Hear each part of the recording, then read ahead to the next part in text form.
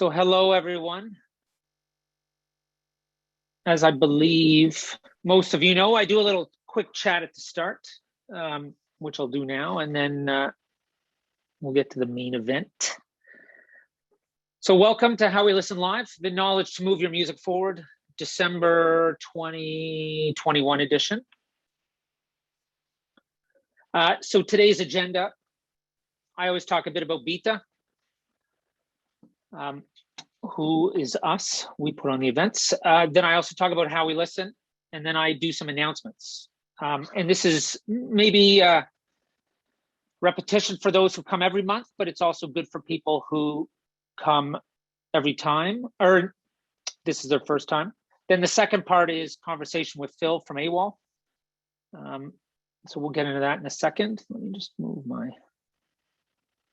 there we go. Okay, so my name is Mark. I'm the founder and CEO of Byta. This is a Canadian accent. I spent 18 years in London, and then I live now in Stockholm, Sweden. And as I say every time, I think it's super important that I mention what I've done working in music over the years, because it gives you all an idea of where my perspective comes from. So I worked at a small indie label in Canada back in the mid-90s.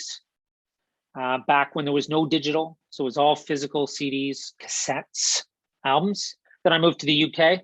I worked in the A&R department at Creation Records, which is one of the UK's most legendary indie labels.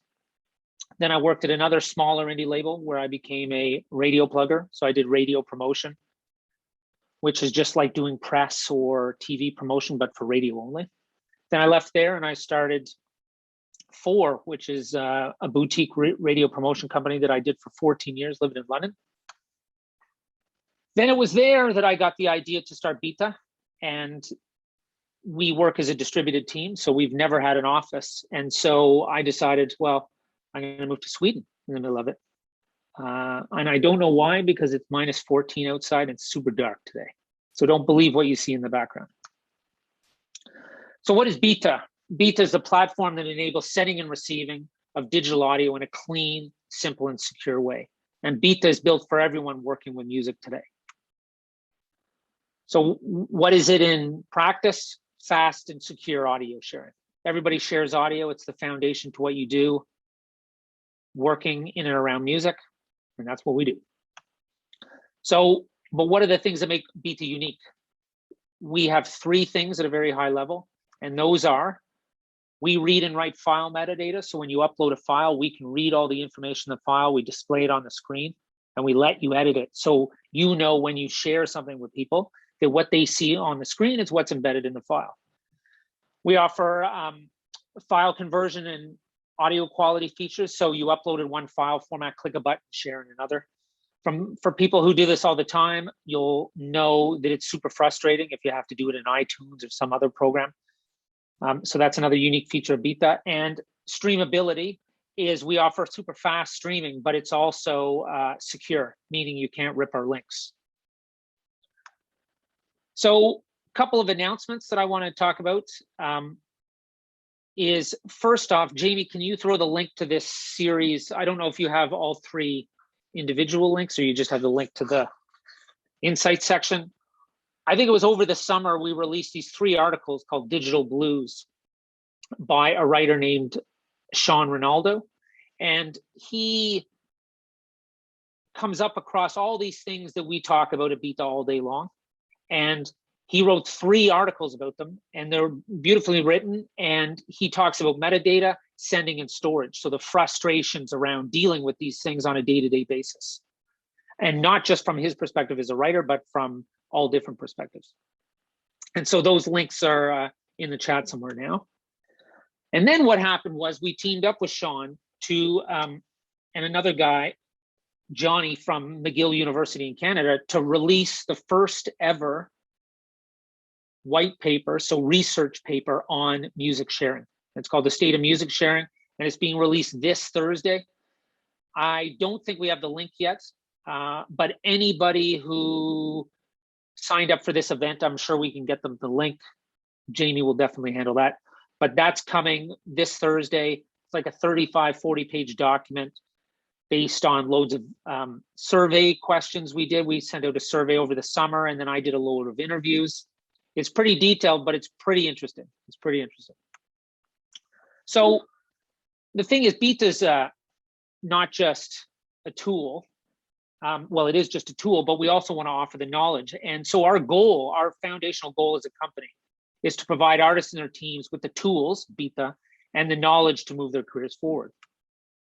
So again, Byta is a tool for sending and receiving digital audio. But as we sort of got going over the years, we realized that people don't just need a tool, they also need the knowledge to understand how to negotiate through the music ecosystem. And this tool, or sorry, the knowledge part of our company is called How We Listen. And this came out of this interview series we started, I'd like to say 2 years ago, where every week, without fail, we interview people about how they find, listen, and discover and experience new music. So it's just standard. I think it's about 10 questions. It's on the blog. Jamie, you might want to throw the link in there so people can have a read.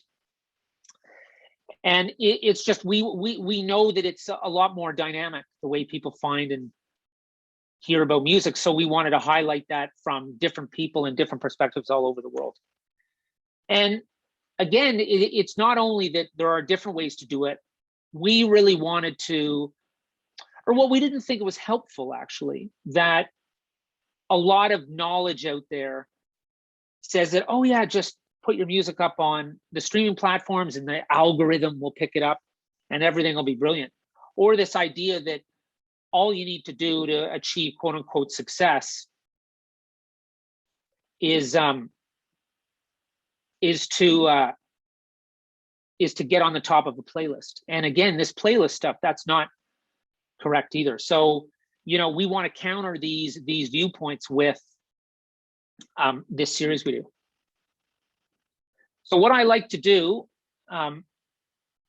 is also sort of read a couple of these interviews to give people, because we've started getting some really good quotes recently, and I want to highlight those here. So this one is from Sarah. She works at Ditto. She lives in Australia, and she explains something that everybody knows this. You get a lot of links and emails and they're expired. You can't find stuff. But I think the second half of what she says is super interesting. I think sometimes people are still stuck in the mentality of songs leaking. And that rarely happens with artists at the independent and emerging level where it's an issue. And this part I think is the most important thing for everybody here, is the idea that it's a challenge to get people to listen in the first place. And I think that's what newer artists struggle with. They're worried about security. You're going to see that in the white paper, in the research paper, if you get a hold of that. So it's a balance, is that you want to develop a narrative, but you also you're a bit worried about security. You don't want people to get the wrong people to get a hold of your record before it's ready. But she really does highlight that there's been a shift away from being worried about it leaking to just trying to get the word out to people. And then Yiling Lin from Chartmetric in the USA, I just did their podcast a couple of weeks ago. I can't remember when that's being released, maybe in a couple of weeks. But this quote was super interesting as well. And I think we're sort of going to be touching on this later, certainly around algorithms and music recommendations. And so the algorithm on a streaming platform sometimes limits the variety of music users can access.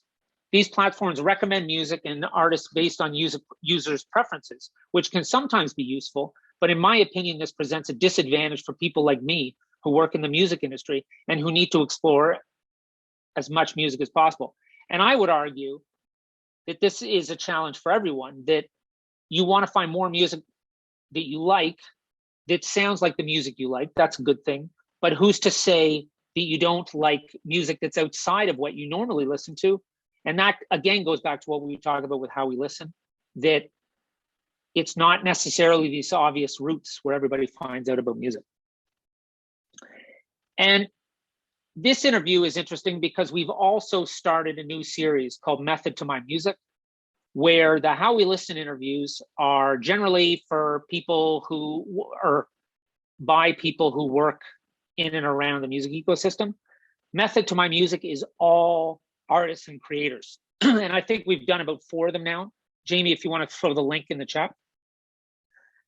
Here we are back on security again. And this again shows what people will see in our research paper, like that it's lots of different types of priorities sort of intertwined. So security is super important.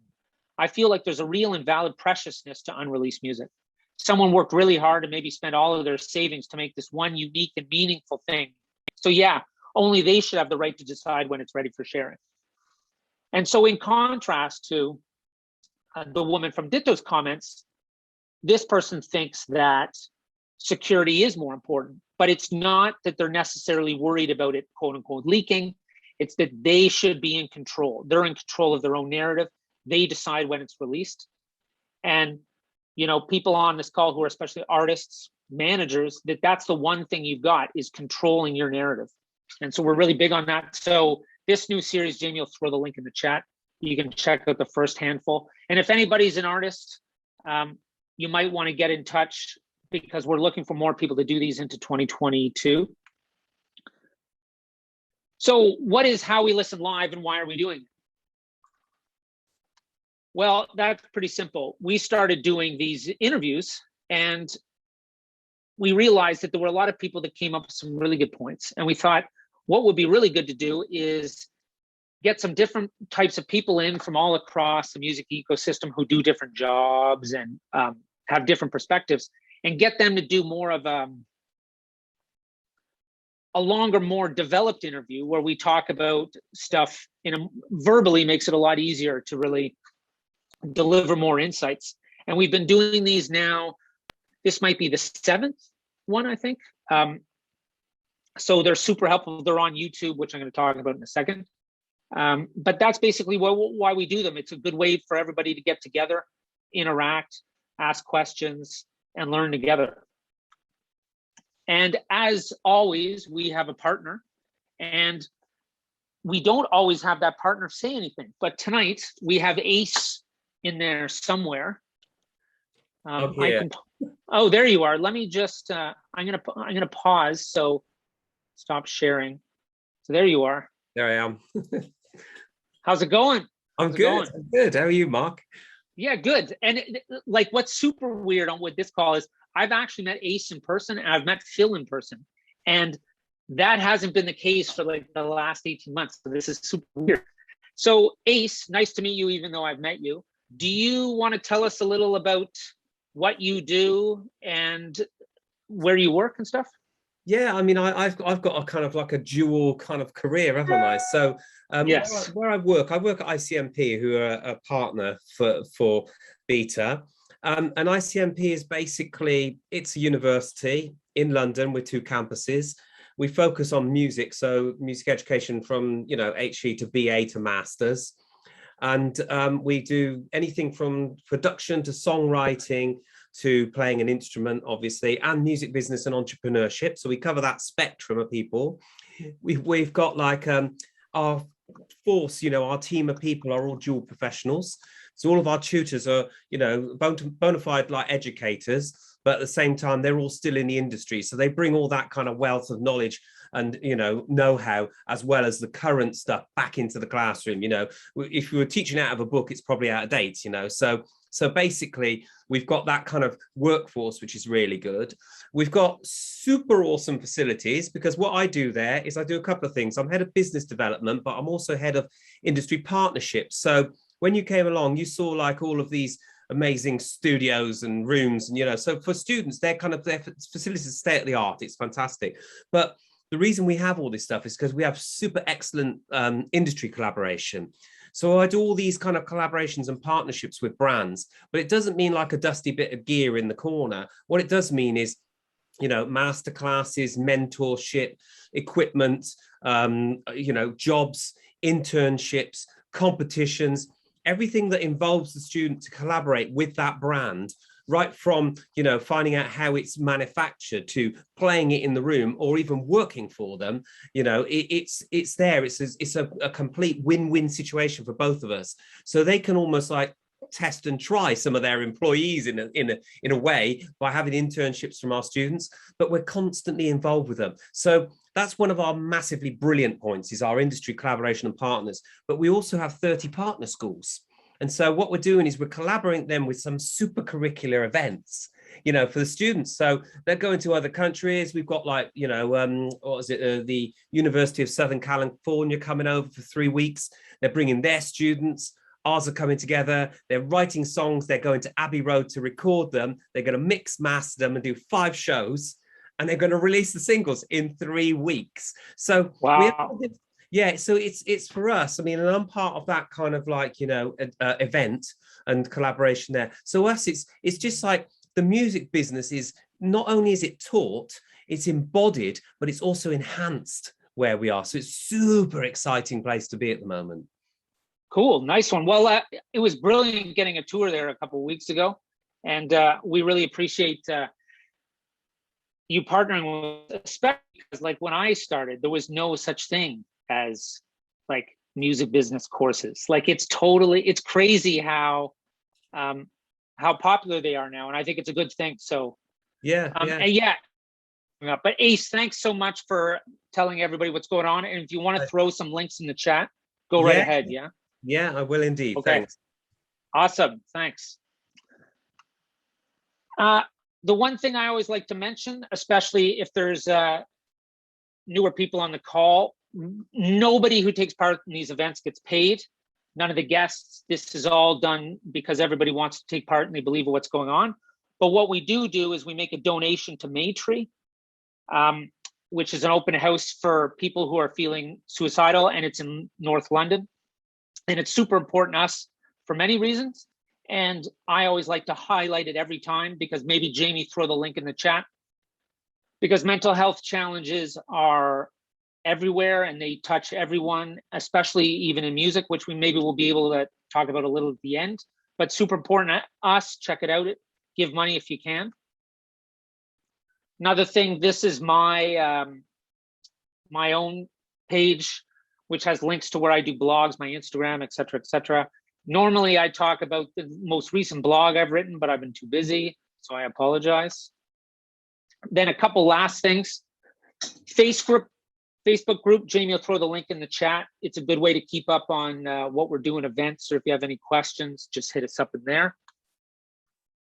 All the videos are up on YouTube. Basically, the way it works is you sign up, you get a link from Byta with the audio. Then about, I think, 3 weeks after that, so a month after this runs, the video will be up on YouTube, so you can see all the previous events, especially if you missed them. And then normally we announce our next event, but we're not announcing our next How We Listen. We're actually telling you, I'm going to tell everybody about something we're working on, which no one knows about yet. And we haven't even announced yet, but I'm going to tell you about it. So basically we work with this festival called Sled Island in Canada. I think it's the best music festival in Canada, out in Calgary, Alberta. Jamie, if you've got the link, throw a link to Sled Island. Yeah, I think it's sledisland.com. And what we're doing is we're doing a 4-day symposium in February, where we're curating loads of different events with them. There'll be 2 a day for 4 days, one earlier in the day, one later in the day. So depending on where everybody is, I'm not going to assume everybody's in one territory. You'll get an email about it. It's going to be super interesting. We've done a handful of events with them before. They're always just really creative, smart, interesting discussions. So yeah, that's not been announced, but there'll be a link going around. I think Jamie's even got the link ready, so maybe you can sign up right away. And that's it. If you want to screenshot that, all my details, you can hit me up anytime, or maybe Jamie will throw my details in the chat. So now, Phil, where are you? Are you there? Are you there? Yeah, I'm here. All right. Let me just pin you. There's so many people here. So how's it going? Are you a bit ill? Yes, I am a bit ill. I don't have COVID. I've got good. a cold. But yeah, I'm pretty good at whinging about it. When I get a cold, everyone knows. Well, there's a But, good yeah. 100 more people who know, so it's perfect. Yeah. But look, thanks for joining us. And as we do normally, do you want to just tell us a bit about your background before we get into what you do? Tell us a bit about your background and how you started working in music. Yeah, so I was in a band for a good long stint. Just after I left uni, I moved up to Sheffield in the north of England to sort of pursue a career in sort of electro indie band. I spent a long time doing that, loving it. It was brilliant, and potted around doing all the things that you do in a band. I learned a lot during that period. It was quite a weird time for music. That weird sort of downloads was becoming less of a thing, and streaming started to creep in. So it's an interesting time for the music industry. But I moved in to start working at AWAL in 2011. So that's where I am now. So I've been there for 10 years, and that's developed a huge amount over that time. It was a very small sort of team of maybe 8 people, and then Cobalt bought the company, and then we've sort of developed all sorts of interesting things since then. But yeah, so that was my journey sort of into the music industry. When I was in a band, not so much in the industry as such. We're very pig-headedly doing us weird music up in the north of England, and yeah, it was absolutely fab. But I think, yeah, then started to learn about the industry proper as part of AWAL. So did your band, did you have a manager? Did you do it all yourselves, or? Yeah, we did it all ourselves. We were a 3-piece, and we did things like we were gigging a lot, and we were recording and making records, and I think incredibly energized, incredibly ambitious, incredibly clueless, and it was the Holy Trinity. Yeah, and then so our hearts were in the right place, and our energy was good, but we didn't really know what to do. I only really mention that not by any kind of false humility. It's absolutely accurate, but also it's what led me in the direction that I've gone in, which is supporting developing artists and labels I have endless energy for, and just get a huge kick out of doing it, because that's exactly where I cut my teeth in music. And so that's my focus at AWAL is helping independent artists, managers and labels sort of make their way in the industry, and hopefully get into a position where they're sort of able to keep making the great music that they make. So just quickly before we get into all that, for the people on here who maybe don't make music but want to work in sort of the music ecosystem or music tech or something, how did you get from being in a band to working at AWAL? Because the way you explain it, it's like just 5 seconds. Oh, I was in a band and then I worked at AWAL. And I think a lot of people think that's a very long journey. Like, how do I get my first in? So can you just quickly summarize how you did that? Well, I can, yeah. I mean, what happened for me was being part of the music community in the city. And I was still in Sheffield at that time. Meant that when an opening came up in AWAL, and it was very much at the bottom rung, they just needed someone to come in and help them with ripping CDs and things like that, because that was still a thing back then. And so when I got that opportunity, it was not a lucrative one, and it was not a secure one, but it was in an industry I was interested in, and it was at a company that seemed interesting, so I immediately said yes.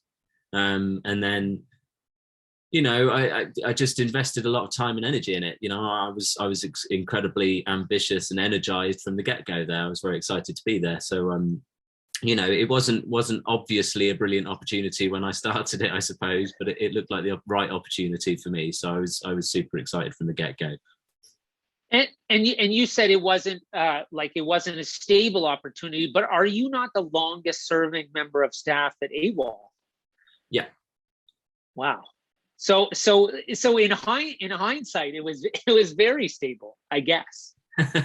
Yeah, that's true. It was very stable. Yeah. I think it's it's very funny to imagine. You know, that I could not have foreseen that whole journey was a surprise to me. Well, I think you know, I think that's the challenge with anything in life, but I certainly think with anything in music, it's extremely difficult to look into the future and figure out what to do. And I like the first thing I thought we should talk about, because I think, you know, we've talked before, and I think what a lot of we seem to agree on the fact that what a lot of artists struggle with is this idea, not what the next 3, 4, 5 steps are, but what are the first steps anyone takes. And I think, so you're saying when you started out, you didn't think, you couldn't see into the future, you didn't know how well it was going to go, et cetera, et cetera. And so I really want to focus today on talking about the first steps, the things that really you need to lock down. And the one thing that comes up every conversation that I want to talk about first is this idea of release plans. Because I always tell the story of my friend who works at an aggregator in Canada. He always says, oh, these artists come to me and they say, I want my music out by Monday. It's Friday or something. I need it out right away. And he always laughs and says, that's the worst thing you can do. And so you deal with a lot of artists at AWAL. So what do you do when this kind of release stuff comes up? Because do a lot of artists know right away what to do? And if they don't, like, how do you go about teaching someone about how to release a record and timelines? Yeah, I mean, it's a really interesting question. It's such a big one. I might end up sort of wandering off or rambling in the wrong direction. So feel free to sort of nudge me back in the right direction. I'll rein you in. Don't worry. But yeah, I think, you know, it depends what people are trying to achieve, obviously, and you know, those caveats start at the beginning of every answer to these sorts of things, don't they? But the way we sort of deal with things with client, you know, an AWAL artist or label is, you know, the best practice. We'll kind of outline what best practices are, and I know that for us it's quite similar to the sort of advice you would tend to give if my knowledge is right. You know, we want 4, 5, 6 weeks lead time is a really smart move. There's loads of stuff to put in the 4, 5, 6 weeks before a release goes out. So getting assets delivered nice and early, that's a great idea. So really simplistically, we'd throw that piece of information down at the beginning of our relationship with someone, if that makes sense. You know, that kind of runs through our sort of educational tools. But after that, then things, you know, all bets are off. All sorts of things are happening. So you know, if, for example, when you're working with, because one of the things we do at AWAL, for anyone who doesn't know, is we do distribute music for people. Obviously, AWAL is a very, you know, sort of complicated and broad company doing a lot of things. But when we're sort of distributing music, if your track is suddenly blowing up on the radio, or you've suddenly got synced on the first episode of Stranger Things 4, or whatever it is, you're suddenly blowing up, we would want to help you get it live immediately. I mean, we're not going to say, no, we're not releasing it for 4 weeks, because that would be madness. So it's definitely the case that we have our rules and we break them regularly. We break them for really good reasons. So I think that's an important thing to think of. But what you sacrifice when you do a super quick release like that is you can't fill in the Spotify playlist submission tool in time, and you can't send the music out to all of the sort of the blogs that you might want to perhaps premiere the track, and there's 100 things you can't do when you do that. So you sacrifice a lot of your market impact. You know, a lot of the splash points that you would have in your campaign get lost if you don't have a good timeline ahead of release day. And so, like, you mentioned assets. Let's just talk about that quickly. Like, what are the key? I know this is basic, but everybody always forgets something. So, like, what are the key things that you need to have in place? Like, well, I think, yeah, from a sort of literally a delivery standpoint, having your cover art and your audio and your metadata, and having all of that nice and early, so 6 weeks out, hopefully, and delivered that early if you can, that's one set of assets that are really important to have up and running. I'd suggest, and here, you know, I'm talking about, I'm often coming at this from the standpoint of maybe you don't have a huge team around you. Maybe you don't have a separate marketing team or press team or something running the campaign. Maybe that's something that, you know, you're doing as a manager yourself, or the artist is doing themselves. But assets like photos for all of your marketing efforts, I'd be inclined to try and get them all in a folder that you and the manager or you and the band can easily access from the get-go, because all the way through your campaign, you're constantly needing to, you know, fire something out on Instagram, or you want to send something to a blog or whatever it is. So having those assets very early on in the campaign, I think, is a smart move too. And similarly, I'd be starting to think about some of your video content fairly early.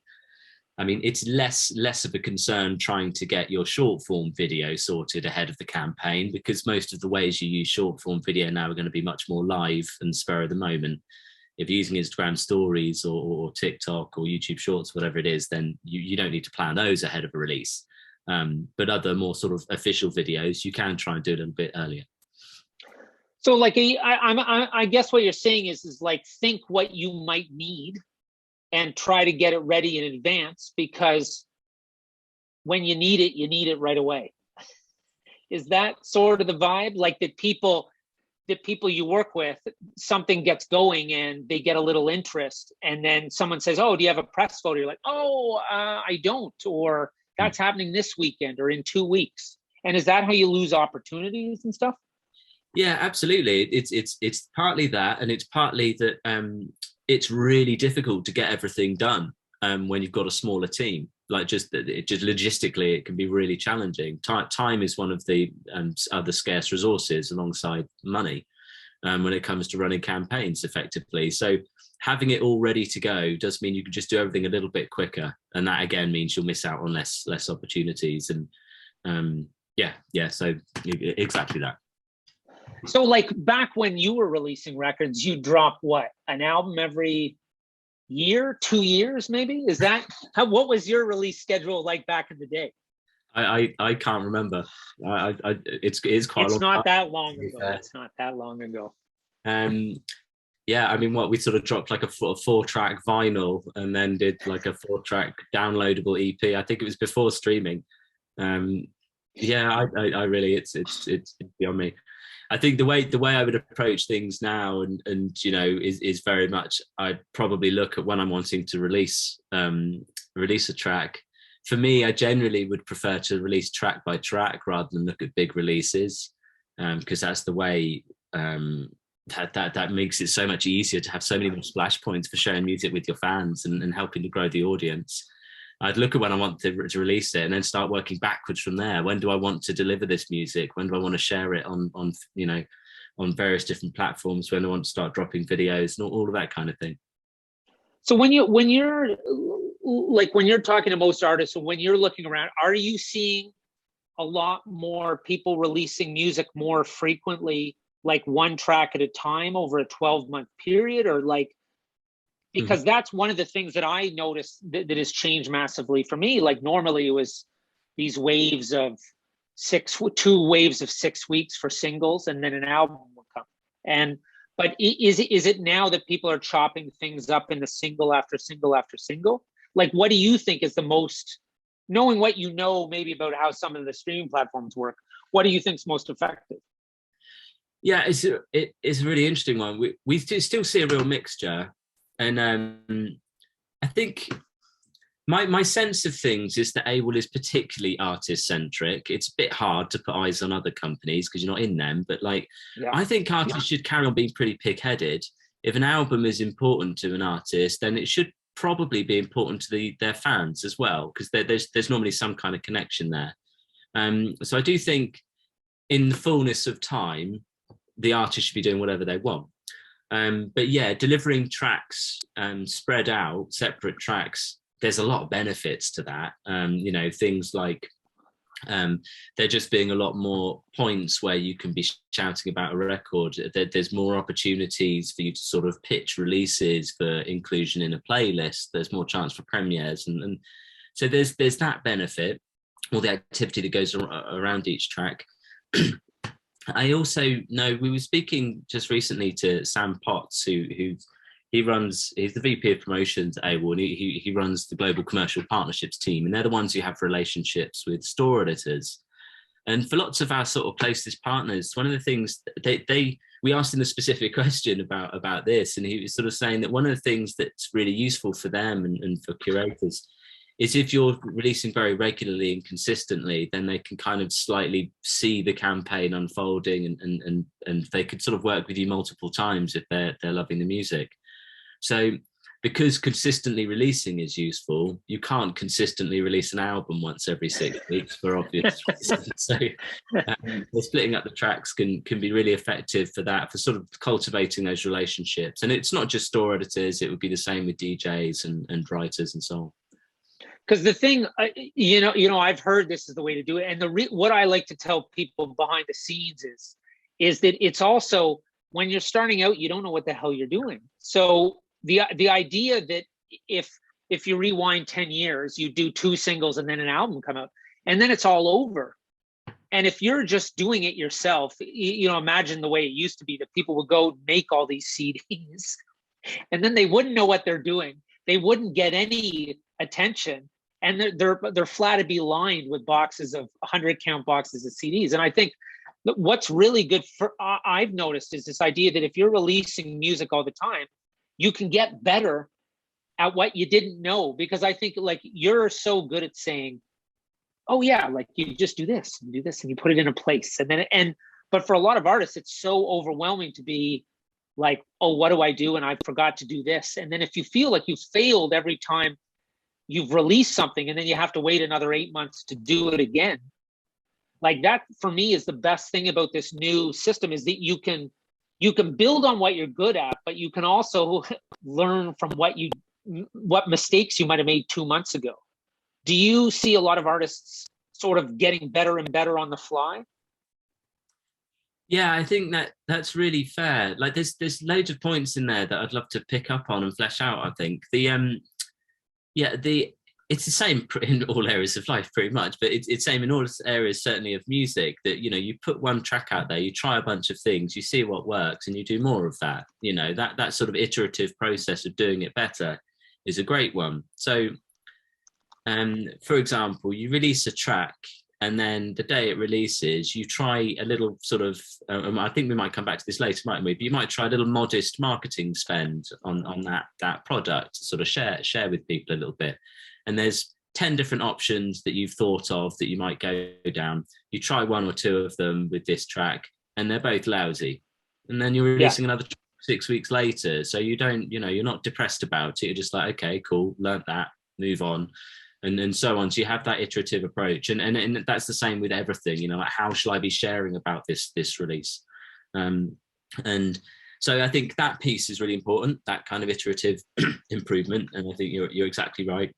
And we do see lots of that. We see lots of artists trying things out, and it's exactly the same with huge projects like Little Sims or Girl in Red. They'll be trying things out as they go and seeing what works. But yes, equally, it's the same for people who are doing it for the very first time, and it might be their first, artist project. So that's definitely true. And that second bit as well of, it is a tough industry. And if you're sort of working, for example, if the setup is you're an independent artist and you're releasing on your own, and you sort of release a 5-track EP or maybe even a whole album without very much build up, it's incredibly deflating when that lands poorly. And that happens all the time, and it's not the end of the world. That's fine. It's often a part of people's career that they'll drop releases and it doesn't explode immediately, but it is very exhausting emotionally and physically. So you drop those releases, and so the use going track by track, it can get you into a slightly healthier mindset of let's evolve and let's learn how we're doing it. But that said, if you've done that thing of releasing the album and it's not gone well, you can still do things post-release to try and learn more from the tracks, and you can move to track by track sort of later down the line with your next release. So I think, yeah. But that's very good, because I like how you're big on that there's still stuff to do after release, because I think I having come from a radio promotion background, it's always like, oh, the single's out, it's over. And that's I think something that people struggle with. So I do want to come back to the paid marketing stuff. So people emailing questions before. So what is the best way for an artist to set goals when releasing music? For instance, I started releasing in September, first song in one interlude track. I don't even know what that is, which has built 120 Spotify followers. Is that, maybe that's some technical jargon I don't understand, which built 120 Spotify followers, the main platform I'm trying to build on at the moment. What would be a good number to set as a goal over 12 months? And this is from Tazzy, who's an artist. So Phil, do you, I didn't read that very eloquently, so I apologize, but did you understand the question? Yeah, absolutely. No, it's a really good question. I mean, it's such a good place to start, and I think it'd be really good to sit down, like, you know, for everyone, and before you start making that timeline, which is exactly what, you know, Tazzy's doing here. Before you make your timeline ahead of a release, think, okay, well, what do I want to achieve with it? And it's definitely the right goal. There's loads of different things you might want to achieve with a campaign, and for some people it's much more sophisticated, like I want to break through into another genre, or I want to be considered an authentic artist in this world, or whatever it is. But when you're in the sort of very, you know, the development phase where you're really just trying to develop an audience, this is exactly the right place to be. Let's think about followers on the platform that you care about most, or followers everywhere, or rather than thinking about streams or thinking about which playlist you get on or something. I think it's a much better metric to be concerned about. And then thinking about what the number is, it's a little bit difficult to sort of say what I think that number should be. But I mean, you know, I'd say 1,000 followers is a really healthy next step. You know, going up in orders of 10. Obviously, I'm kind of picking that out of the air, but I mean, it's great. It's a great next step, you know, and I think it's probably fairly well known. You know, like 1,000 super fans is a great place to be, and you can build a great, you know, a great sort of career with that as your foundation. So that seems like a healthy next step if you're at 120 at the moment. So yeah. Okay, cool. So like, I think, you know, even just thinking and talking about this a bit, this idea that you have to plan in advance, but that doesn't mean once the record's out, it's all over. And then this idea that what you don't get right on the first release, you can fix on the next release.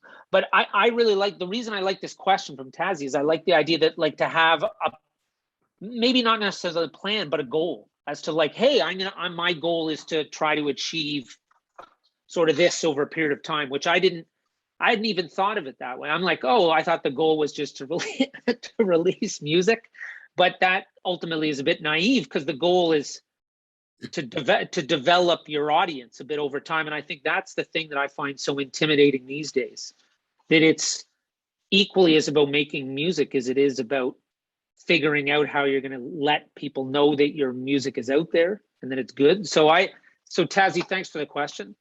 But Phil, I wanted to ask you one thing before we go into sort of some of the DSP stuff. Is this comes up a lot, this idea that we discussed with Hugh Stevens on the first How We Listen Live in earlier this year. And he talked about this idea of local. And, you know, he's from Cardiff, so he always talks about the record stores and all that kind of stuff in Cardiff and playing gigs there. But then he also extended that into this idea of local online. And I think, is that not what sort of Tazzy's on about? Well, if I have followers on Spotify, or I have, you know, followers anywhere else, is that, like, do you see that as something that you need to be doing as an artist as you're releasing music, is trying to find ways to bring people into, you know, close to you and generate connections with other artists and other, like, people in your area? Yeah, I think that's a really good call. I think one of the areas that there are options when you're working, I'm taking Spotify as an example because I know it quite well, and building playlists on there is very effective. But it came up in Mike Warner's book, Work Hard, Playlist Hard. It's a really good book. I would wave it about and show it to you if I had it with me, but I don't. But I highly recommend it. And but yeah, you know, he talks in that about using playlists really effectively with other artists that might be in the same group or genre as you. They might be at a similar level to you, and things like that. To sort of create something of a scene. And that might be local, it might be geographically local, but it might also just be super niche genre-wise or something like that. What that looks like is, as an artist or manager, you start developing a playlist, you know, and hopefully boosting its popularity. You make sure it's got the right kind of music on, as in music that the artist is really loving. It's got the artist on, but you start sort of collaborating with other artists. You make sense on that playlist. Say, we're going to add you to this playlist. It'd be great if you shared it. We're adding you because you rock and we like what you do. And you start, you know, building genuine connections. Like, at the heart of all of this is a music and a love for a certain type of music, and bringing the audience and other artists together. So that approach to a playlist can be a very good way of maybe embracing perhaps it's a local niche, perhaps it's a genre specific niche, but yeah, creating a community around a playlist. And I think that speaks to that local piece. But as that playlist grows, you start to get a little bit more control. The playlist itself could potentially become a very good source of streams, but it might be that it's more of a focal point for that community, and it helps you develop a relationship with some other artists. So I think there's a bit of a virtuous circle there. Because that's one of the things I really liked when we met a couple of weeks ago, is this, is the way you, because you know, naturally there is a lot of focus on playlists, and like across all Apple Music, Deezer, et cetera, but what I like about when you talk about not necessarily, oh, this singular goal, this success and failure, I'm trying to get on a playlist, I get on the playlist, great, or I don't get on a playlist. And the way you've just explained that if you do your own playlists, that's a way to reach out to other artists, and you have something to talk about, and you build that level of community. So do you have more ideas that you could share that are not about, maybe like sort of tips and tricks about dealing with these platforms, but not focusing on playlists? Because again, you know, we had Junior from Deezer last time, and it was brilliant to hear the ins and outs of the way they work. But a lot of the time, that's only one aspect. And I think you were really great at highlighting so many different aspects. So I'd like, if anybody has any questions, I think this is a perfect time to get some questions while you talk. But like, so tell me the things that you discuss with artists you work with and people you work with that are outside of that normal playlist pitching type stuff. That's a broad question, sorry. No, that's all good. I think there's loads to focus on, isn't there? Like it's a hugely important piece is the editorial support. Like, we work super closely with different store partners. Deezer rock, they've got a great sort of backstage area, haven't they? So they're a really good example. And the work that we do, you know, closely with the stores on a weekly basis, is quite focused on the sort of music playlists, and it's a really important part of the journey for loads and loads of artists and projects. So that bit is super exciting, and I think the stores do an incredible job of curating what is a ludicrous amount of music. I think that they do a phenomenal job of that. But I do think, yeah, like outside of that, there's so much you can do that's different. And, you know, one of the, I've got to cherry pick some ideas so I don't just talk forever. The one I really like is looking at trying to hook up with third-party playlisters. That's a really good route in. And again, in conversation with Sam the other day, this came up. But if you find someone curating a playlist, and finding them can be tricky, or they can make themselves quite accessible. It depends who it is. But you find really great genre-focused playlists. A playlist inclusion on a playlist with 1,000 followers, if they're exactly the right genre for you, that's incredibly valuable, because those 1,000 followers, there's every chance they'll love the music you make and become the 1,000 followers that we're suggesting, you know, Tassie tries to lock in. So that, as a bit of playlist support, could be as effective or more effective than New Music Friday. So looking for those third-party playlisters is a really good call. And sometimes, in order to sort of work with those, that can be a fairly involved process. You might have to develop a relationship with them, and they are normally going to be really passionate music lovers as well if they're curating a good playlist. And so developing relationships with them, I think, would be important. So that's definitely a direction that you can go in. Another one that's sort of a slight change of pace that I do know is important is around optimizing your channels on stores. So let's, well, I mean, we can go with Amazon. You know, they just launched their new, I don't know if the app was entirely new, but I just downloaded it recently because they've got an option for you to pitch your release to them now directly. Now, you know, Spotify have done it and Amazon have done it. And I think, you know, Spotify rolling out its playlist submission tool has done more to democratize music than most things in the last few years. You know, I think it's a really phenomenal thing they've done there. So Amazon have now got this same sort of functionality. And so yeah, you go on Amazon or Spotify or whoever it is, you optimize your page. The stores care about that. They like to know that you're engaged. People who use that platform, they'll like to see that you're slightly fancier artist profile. You've pinned your important collaborative playlist up where you're working with your local scene at the top of the page. And when the release, you know, 2 weeks out from release date, you're submitting it for editorial support with that store. So I think that is a really important place to put some time and energy. It doesn't take a crazy amount of time, and I don't suggest that you try and do it on all platforms. To be frank, my knowledge is limited on how much you can do on smaller platforms, but certainly to make some effort on Amazon, Apple, Deezer, and Spotify, obviously YouTube. Yeah, I think that's going to be a pretty smart move.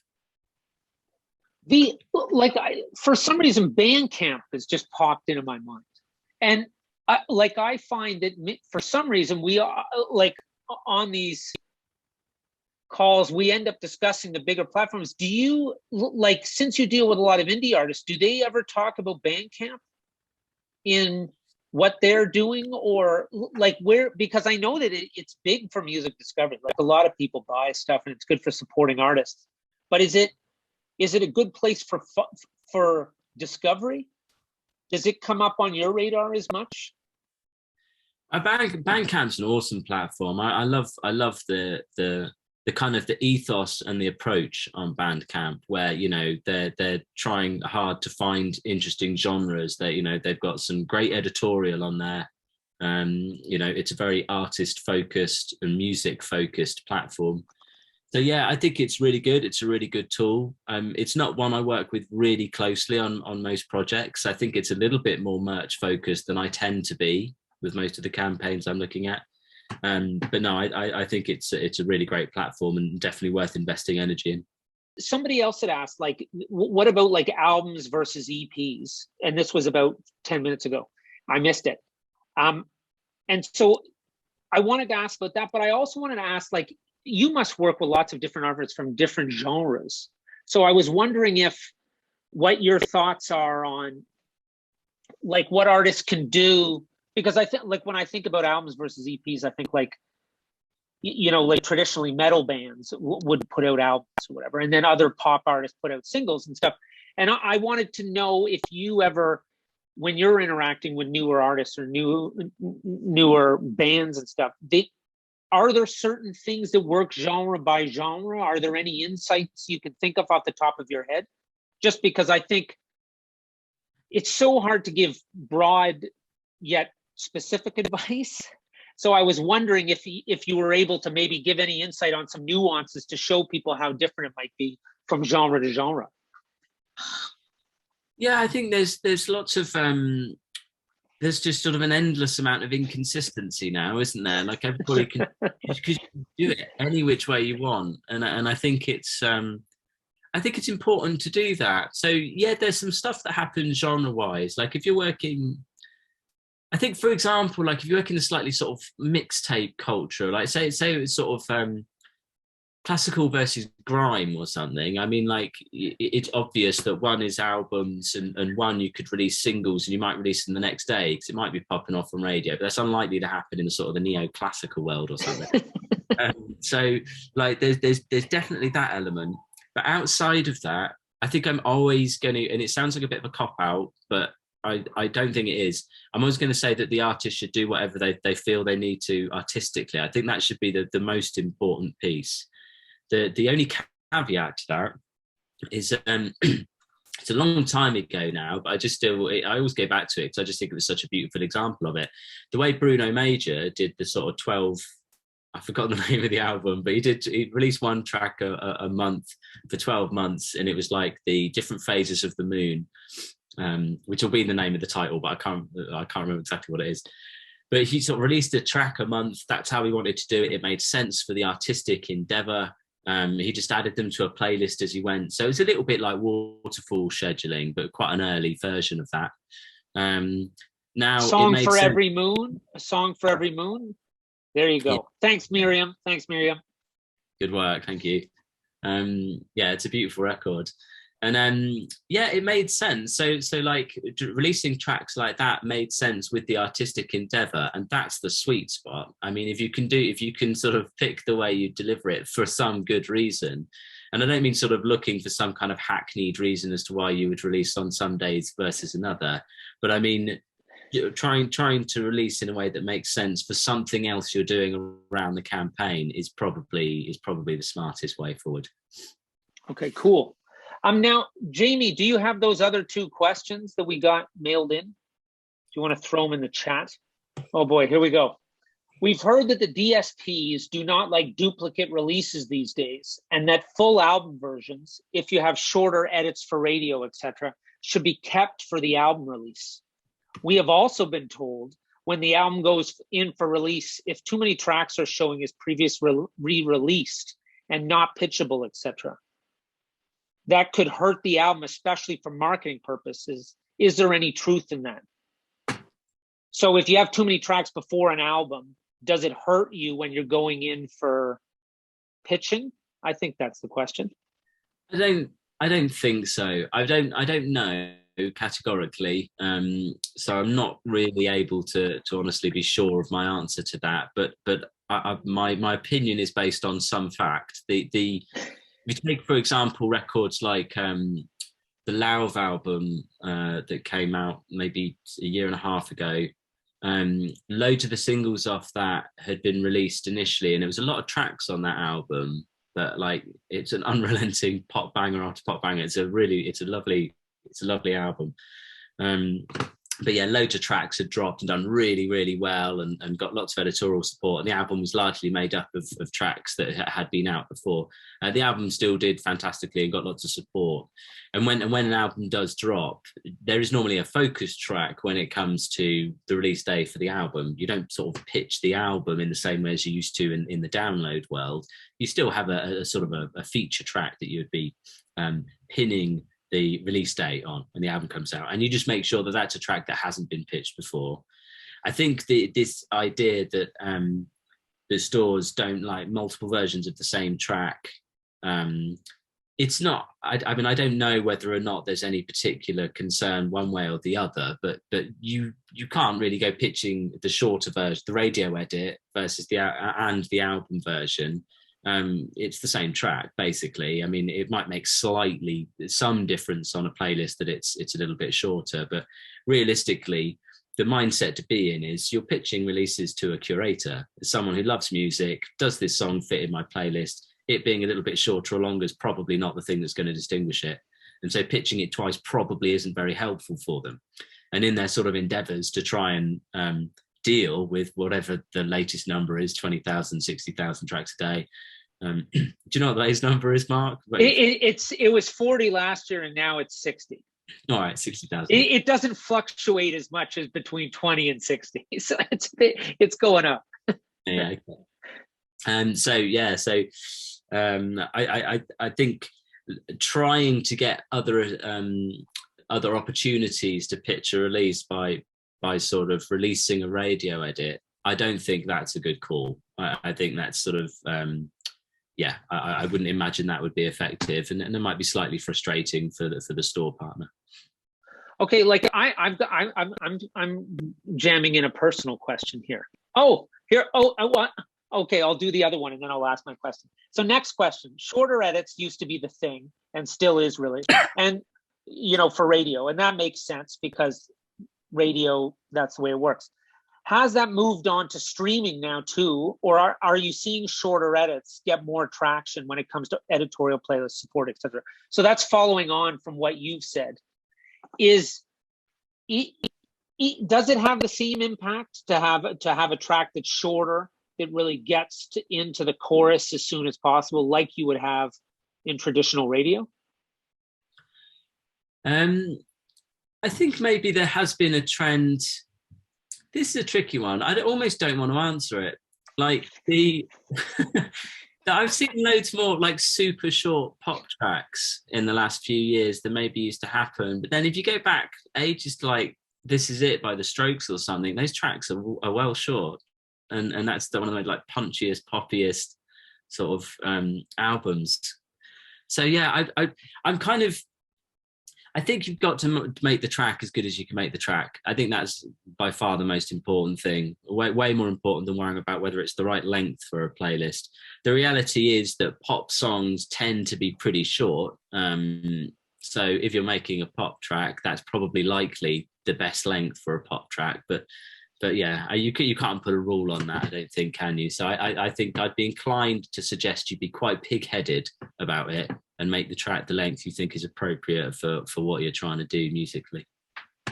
I think that's the second time you've used pig-headed as a piece of advice, and I think that is the very. But you laugh, but I think it's super important that as an artist you need to make music the way you want to make it. Do you know what I mean? And I think if you're looking to, follow whatever you think will get you to a certain point, it's a bit of a dead end road. So we've had another question just come in from Terrence. No question is a stupid question, Terrence. So for someone releasing our first songs, once you release on Spotify, can you then do a release on iTunes, then on Deeper, or is it at an industry taboo? So I think what Terrence is suggesting is, can you release on one platform first and then go to another one? But I'm assuming there wouldn't be any benefit in doing that, would there? There isn't much benefit in doing that I can think of. We used to call it store windowing. We used to see it all the time. Yes. Sort of, you'd slightly have this competitive vibe between stores, and it'd be like, Apple would say, oh, if you release just with us for the first month, then we'll put you on the front page or something like that. But we stopped encouraging that quite a long time ago, and we certainly don't see it really anymore. There's a whole bunch of reasons. I guess, like, to put super simply, the gains that you would get at the platform you go to first for sort of premiering it with them, you lose at all the other stores. So it's kind of, it's unhelpful there. And also, we don't tend to see audiences drifting across multiple different platforms. So you tend to be a Spotify user or an Apple user or an Amazon user. And this is random conjecture, but as an aside, I bet we see that start to change a little bit because people are getting so familiar to having multiple TV subscriptions.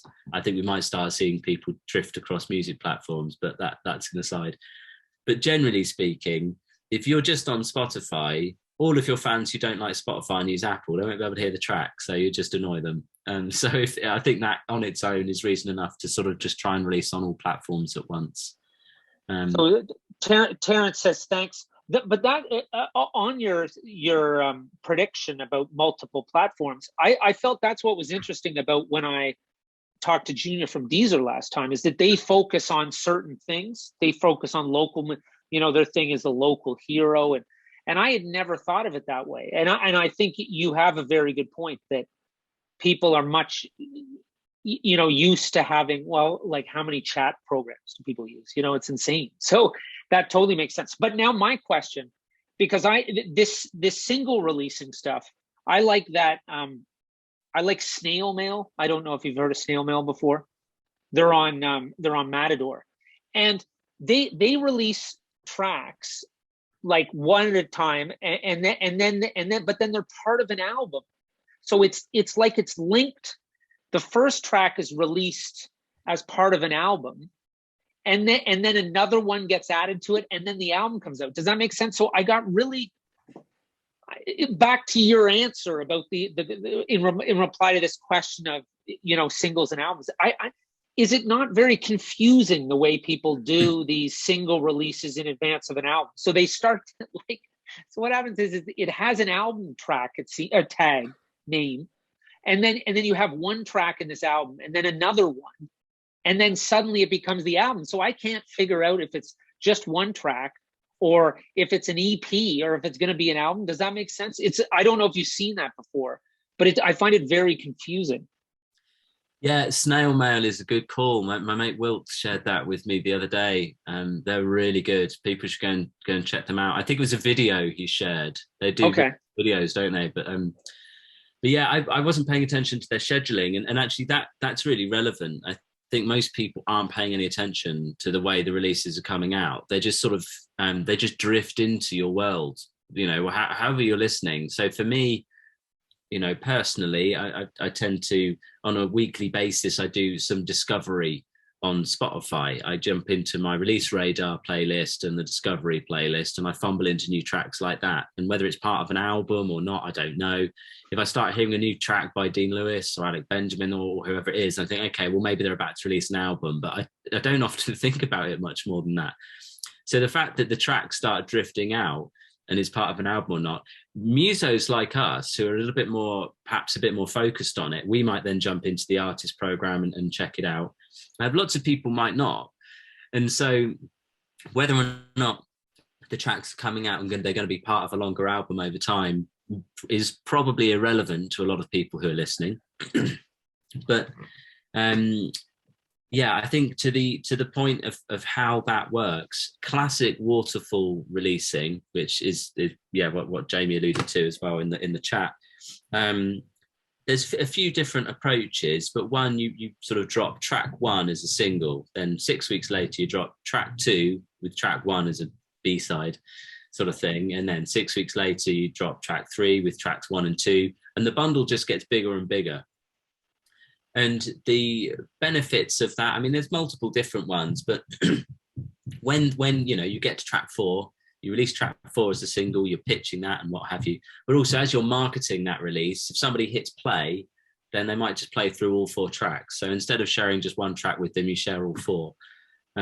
It's simple little things like that can be, you know, sort of slightly helpful for getting, you know, 4 streams instead of 1 stream, and so on. So that's how waterfall releasing can work and be effective. Okay.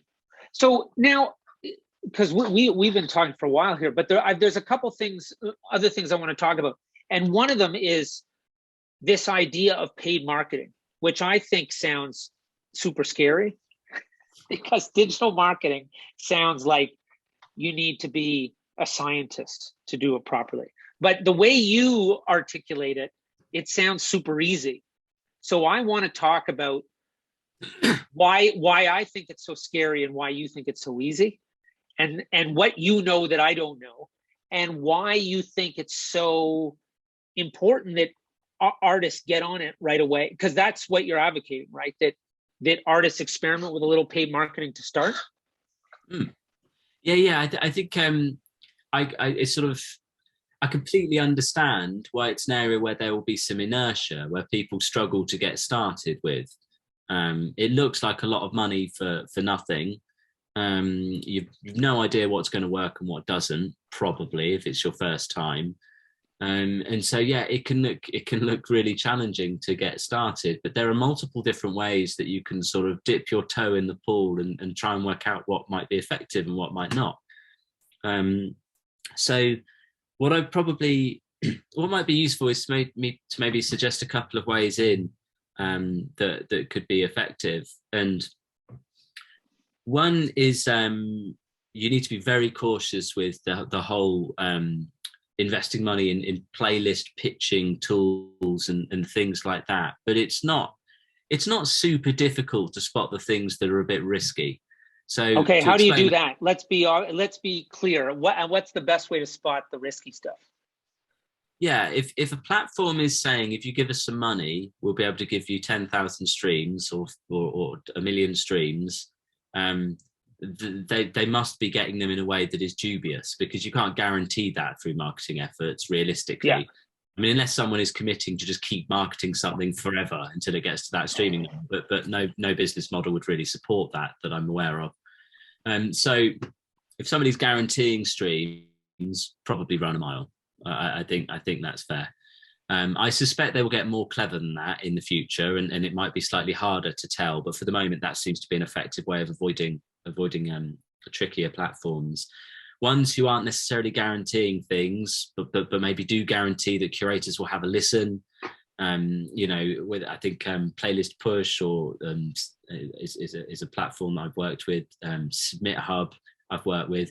Like, I didn't have great results from Submit Hub necessarily, but I got tracks on genuine playlists that had followers on and things like that. And it was very reasonable. It's easy to get a foot in the door. You don't have to commit a lot of money, and you do start to develop relationships with small playlist curators. So I think having a look at that can be really good. And remember that that's something that you can do before release or on release day or after the release is out. So one of the things that is really common is the release comes out, doesn't do quite what you want, and the whole thing is relatively deflating. You don't feel like there's a huge amount you can do. But post-release date, you absolutely can start looking at trying to share the release with people more effectively. And using things like Submit Hub or Playlist Push is a good way to get in there. So I think having a look at something like that is a really good idea.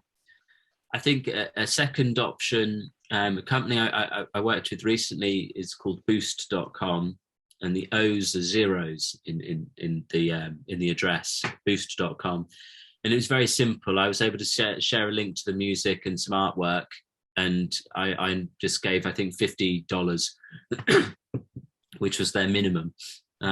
Which is very little, but the results were great. I mean, people were clicking on it and they were going through and listening to the playlist that I was sharing on that link. So that was a really effective way in. And I'm not an expert, and I don't have lots of time to put into it. I had to move quite quickly. When I say I'm not an expert, obviously I know a little bit about marketing, but like, I work with lots of people who are genuine experts, and I'm well aware that their knowledge dwarfs mine. But yeah, so I think starting with that has made me feel very confident that it's quite easy for you to try a modest spend with marketing, and then you start to feel a lot more confident. And then once you've done that, the idea of taking second steps, the second step in, as we were sort of talking about it, weren't we, Mark? That like those two could be like a first step into some paid marketing. Once you've done a little bit of that, the idea that you then maybe start to do ads and start to do things a little bit more complicated, like, well, let's test two different ads and see which one I get a slightly better hits on, or I get a slightly sort of cheaper cost per click.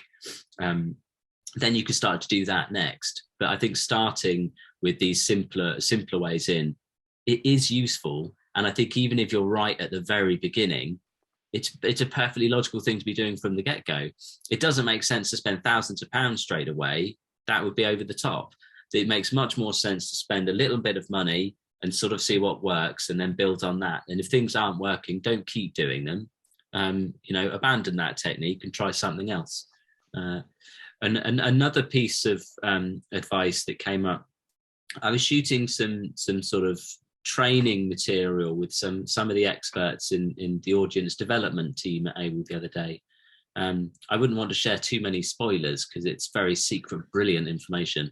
But like one of the things they all said separately pretty much was, if you're thinking about when to put some marketing spend behind something on socials, just see whichever's kicking off most organically, which is obviously very solid advice. And once you've heard it, it's really bloody obvious. But I don't think I knew that immediately. So if you want to know what to put your marketing spend high on Instagram, look at whichever one had the most hits, and so on Twitter or YouTube or whatever it is. But then, so like the summary for paid marketing is you're spending money to try to achieve results.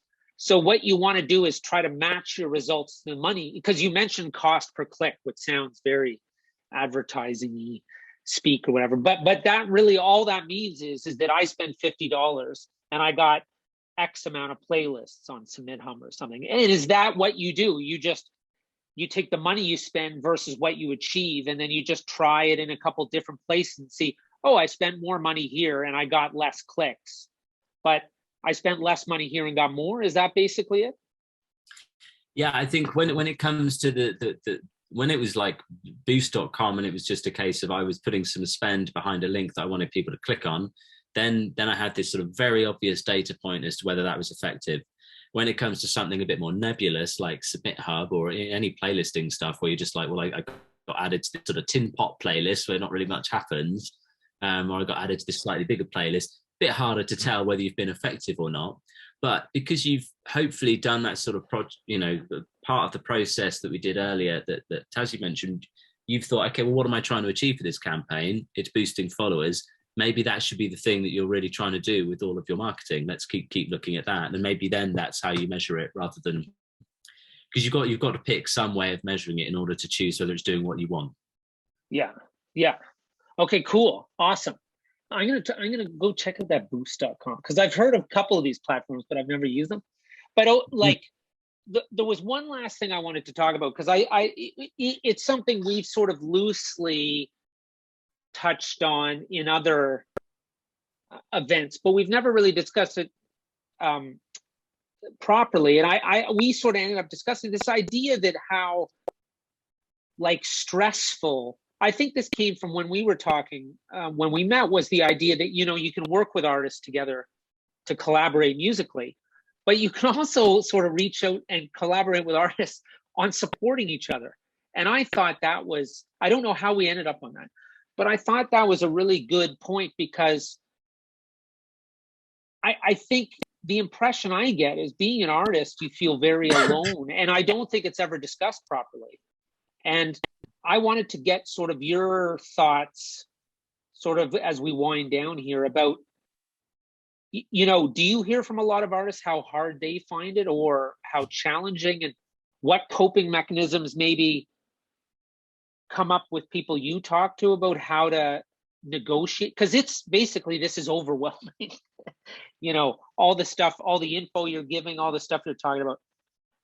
What's the stuff you hear as far as learning to cope with all this kind of pressure to learn to get your music out there? Yeah, I mean, I start the educational bit's always been fascinating for me because of that period of my life where I was a band not knowing what to do, like I said at the beginning. So that was close to my heart, was the educational piece. So I've been in and around panels and whatnot for a really long time. And one of the things I was noticing was that every time you go to a panel, you sit down for 40 minutes in front of a new panel of people who tell you you've got to do this, and this. And then you sit down in front of another panel where they tell you do this, and this. You've got to be killing it on Twitter and Instagram and MySpace and Facebook, or like, you know, every single platform. MySpace is an in-joke, sorry.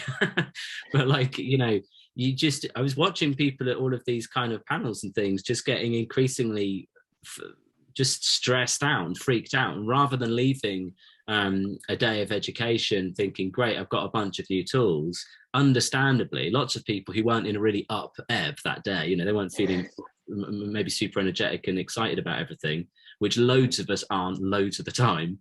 They just leave thinking, great, I've got a massive to-do list I can't possibly get through. And that's a really a horribly challenging position to be in.